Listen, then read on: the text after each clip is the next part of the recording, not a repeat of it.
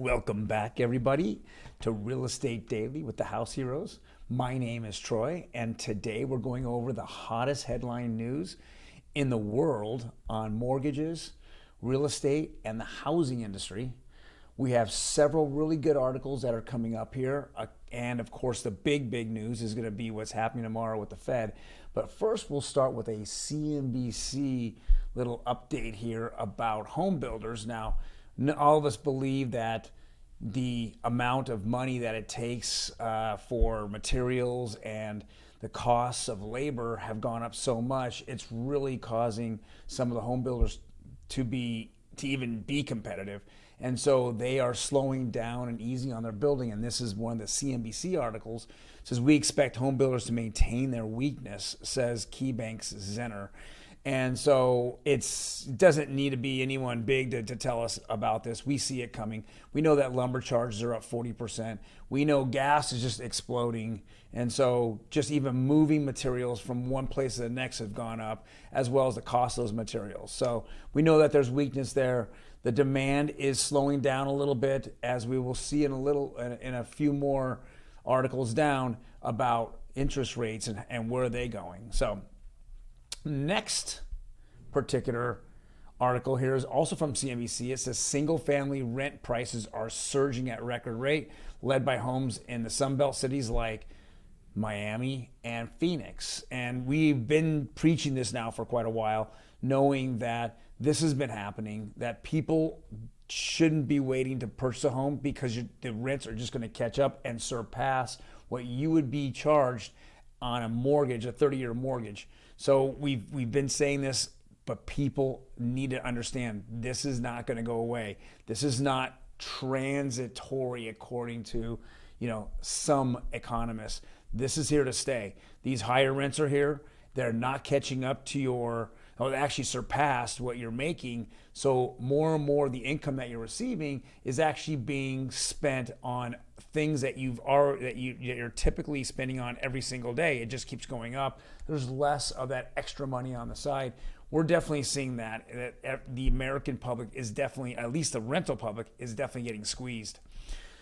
And of course, ahead of the Fed meeting tomorrow and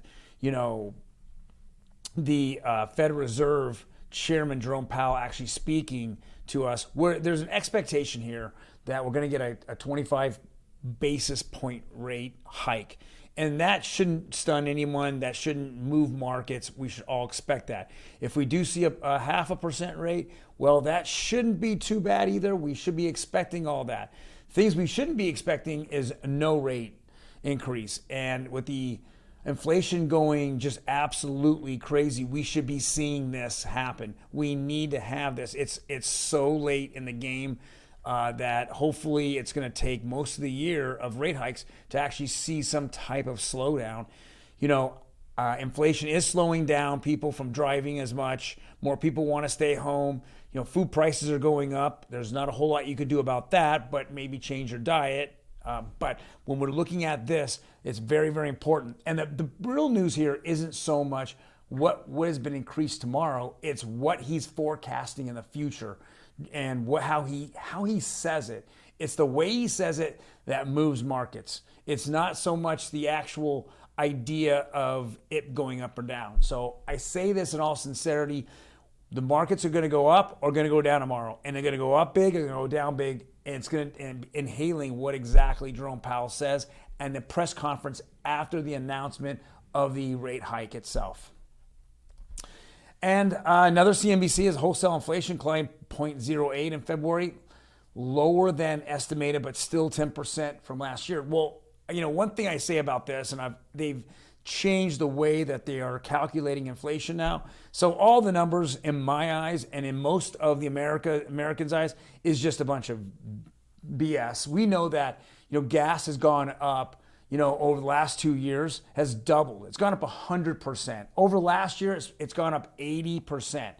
Now, we can't be saying that all inflation has only gone up 8% total when we've seen 80% gas prices and we've seen 40% wheat increases and meat has gone up 60, 70%.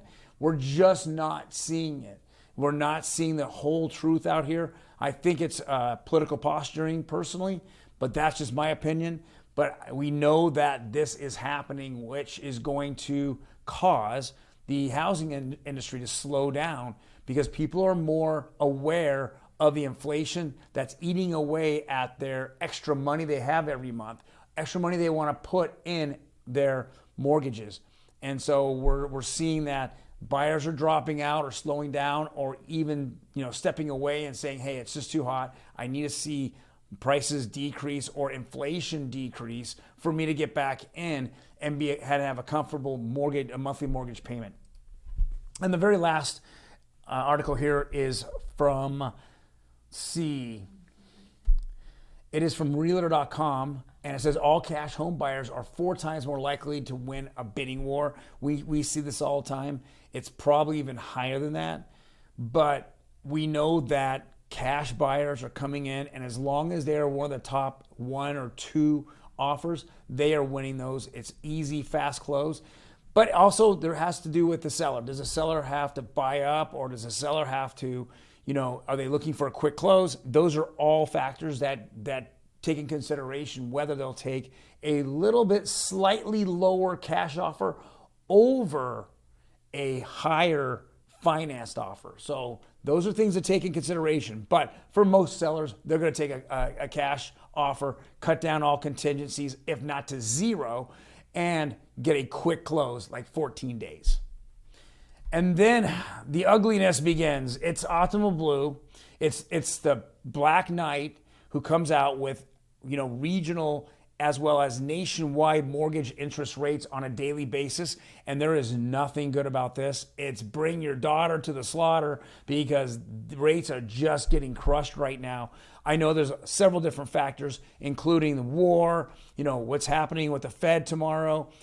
Also inflation's really hurting people as well. And then the Fed has promised not to buy mortgage-backed securities. They've been cutting them down this month, and they're supposed to stop in April. And now we're looking at companies like Goldman Sachs and bigger companies like that now buying these mortgage-backed securities. Well, they're not risk. They don't want to take as much risk on. And the way to do that is to raise interest rates. And when you raise interest rates, this is what you run into.